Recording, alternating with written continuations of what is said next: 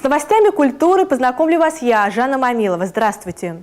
На курорте Сочи установлено самое высокогорное в России колесо обозрения. Аттракцион на горе Ахун диаметром 38 метров делает полный оборот менее чем за 10 минут и позволяет туристам осмотреть и сфотографировать виды города с высоты птичьего полета.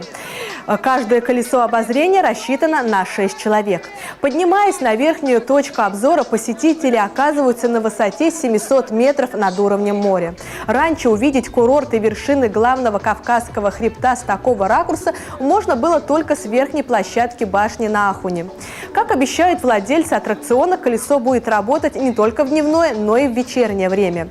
Посещение горы Ахун входит в пользующийся популярностью у отдыхающих экскурсионный маршрут «Вечерний Сочи».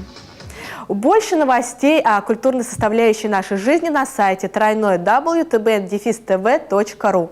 Далее в выпуске новости спорта.